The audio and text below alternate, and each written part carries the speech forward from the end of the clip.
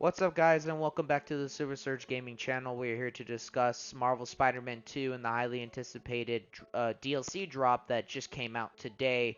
It features various additions to the video game and the most anticipated New Game Plus feature that allows us to play the entire game with no locked skins behind cutscenes, and including a new mastery levels system that allow us to unlock new symbiote variant suit styles that are for the black suit, the symbiote suit, and the anti-venom suit, as they all look clean and fly like a sky guy. I love it. I love it. You love it, and I do.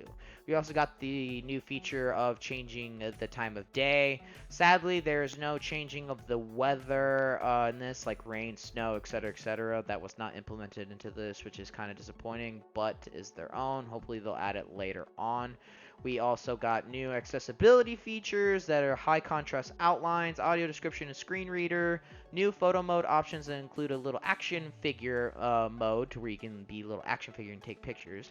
We also got various new suits, technically four, but two so far are for free right now. That is the Hellfire Gala suits for Peter and Miles. I do like Peter's suit very much with the whole symbol and the shoulder kind of drawing off onto his chest and down below. Really cool design. Miles, however, looks completely ass and it just looks like shit. I don't know why this was in the game, and to me, it just feels like a wasted slot when we could have gotten a lot more other comic book skins. Also, there's some new additional mechanics to the game. In New Game Plus, you also get new fusion mods in the tech section, where there was different various paths you can choose for your Spider-Man to enact in different ways and be good in certain aesthetics. Now you can now officially fuse the two mods and now have all of them all together to be the most powerful Spider-Man, further and allowing more accessibility. They also added on an additional skin color for the gadgets. Just turned some gold. Nothing really special. Nothing really new. It's kind of a waste in my opinion. I wish they made them more powerful or did something unique or special to kind of change the variety of the gameplay. But no, it's just this shitty color that you're not going to really look at. Another feature that they finally dropped was the official Tendril color change, and now added to the game. You can change within the gameplay settings of the Marvel Spider-Man 2. There's only three choices. There's black, white, and story. Sadly, there's no different colors of like purple or the accent colors for the classics, the symbiote suits. There's just white and black. It does, however, change the symbiote surge rage ability to either the black version or the white version, depending on what you have enacted for the game. Another feature that has finally made its way to Marvel Spider-Man 2 is the replayability feature, that now we can replay missions, side missions, events, pretty much bases, all that, with all the skins, all the cutscenes in full glory without being locked behind all that crappiness that we had to be forced to in the original storyline. Like that shitty Evolve suit, and then being stuck with the anti-venom suit throughout the entire game, and not being allowed to change it.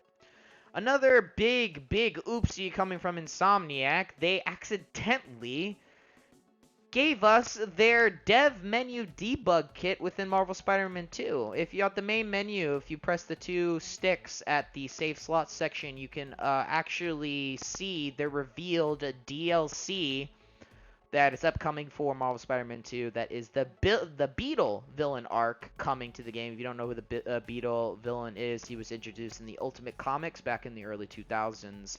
As this is the first in the leaked documents of the DLC that's going to be for Marvel Spider-Man 2. The next one's going to be Carnage, and then a Spider-Verse DLC coming later on with the full Game of the Year edition for the game altogether. You apparently see this through at any time you want. You can even see the demos and the dev test levels that were previously made before the game's initial release. You can play them all through there, and that's a big oopsie. Because not just that, you can also do the debug menu at any time. This is also how I was able to play as Venom throughout the free roam.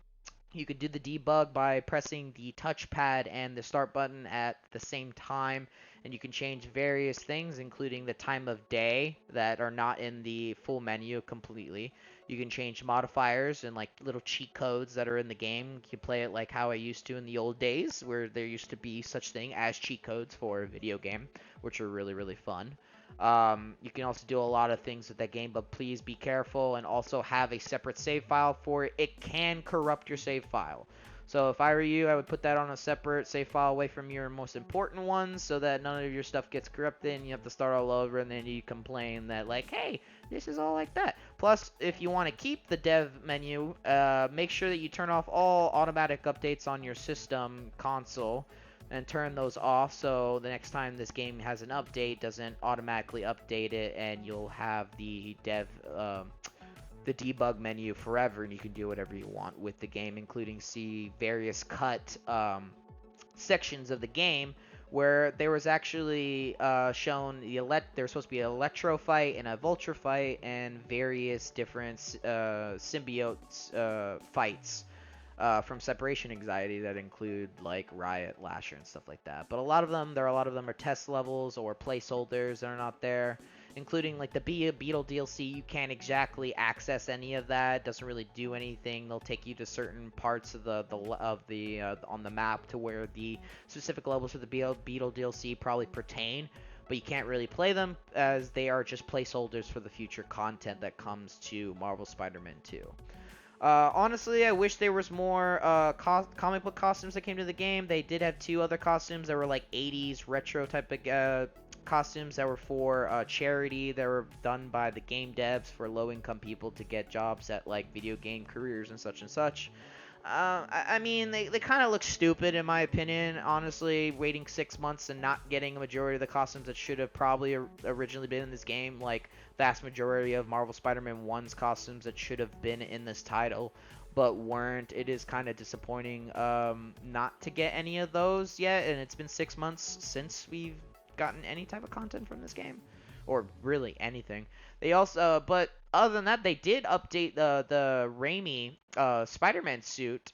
They actually changed the clothing material and changed the coloring, and it vastly looks so much more accurate and better in this game that are pertaining to the movies, and it just looks so good, and it's so great to see that the suit finally got some love, even though a lot of people were kind of sending threats to Insomniac to kind of change it and or like fix it, similar to how the Amazing Spider-Man 2 was, and they I think they gave that another update too, to where it even looks more crisp, more fine, beautiful, all around beautiful.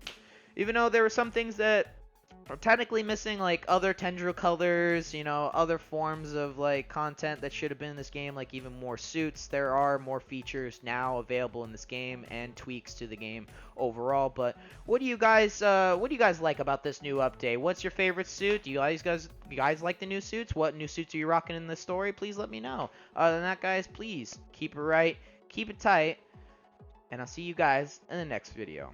Stay awesome. Later.